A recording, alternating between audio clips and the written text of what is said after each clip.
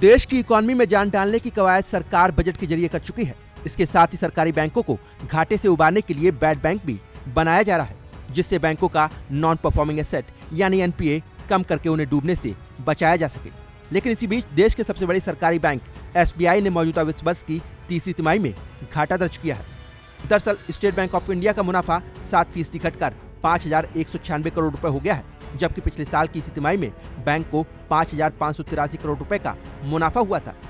SBI की net interest income सालाना आधार पर 28,819.94 करोड़ रुपए रही। वहीं दिसंबर तिमाही में नॉन इंटरेस्ट इनकम 9,246 करोड़ रुपए रही थी। एसबीआई के घाटे की वजह नेट इंटरेस्ट इनकम का सुस्त रहना और प्रोविजनिंग में इजाफा होना माना जा रहा है। लेकिन कोरोना काल में जहां बैंकों के एनपीए बढ़ रहे थे, वहीं दूसरी तरफ एसबीआई ने अपने एनपीए को कम करके दिखाया है। तीसरी तिमाही में बैंक का ग्रॉस एनपीए 1.17 लाख करोड़ रुपए रहा। वहीं दूसरी तिमाही में ये 1.25 लाख करोड़ रुपए था। वहीं दिसंबर तिमाही में नेट एनपीए 29,031 करोड़ रुपए रहा, जो कि सितंबर तिमाही में 36,450 करोड़ रुपए था। बैंक की एसेट क्वालिटी में भी सुधार हुआ है।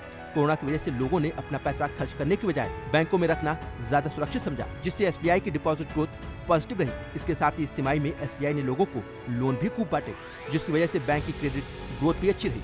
तीसरी तिमाही में एसबीआई की क्रेडिट ग्रोथ सालाना आधार पर 6.73% रही। वहीं रिटेल ग्रोथ एडवांस सालाना आधार पर 15.47% देखने को मिली। इसके साथ ही एसएमई ग्रोथ 5.62% और कॉर्पोरेट लोन ग्रोथ 2.23% रही, जबकि लोन बुक में सालाना आधार पर 8.16% की ग्रोथ रही। वहीं डिपॉजिट ग्रोथ सालाना आधार पर 13.64% रही। करंट अकाउंट डिपॉजिट ग्रोथ सालाना आधार पर 11.33%, सेविंग बैंक डिपॉजिट ग्रोथ सालाना आधार पर 15.99% रही। नेट इंटरेस्ट मार्जिन 3.12% पर स्टेबल रही है। एसबीआई को तीसरी तिमाही में भले ही घाटा हुआ हो, लेकिन बैंक अपना एनपीए कम करने में कामयाब रहा है। ऐसे में देश के सबसे बड़े बैंक का एनपीए कम होने से सरकार ने कुछ राहत की सांस तो जरूर ली होगी।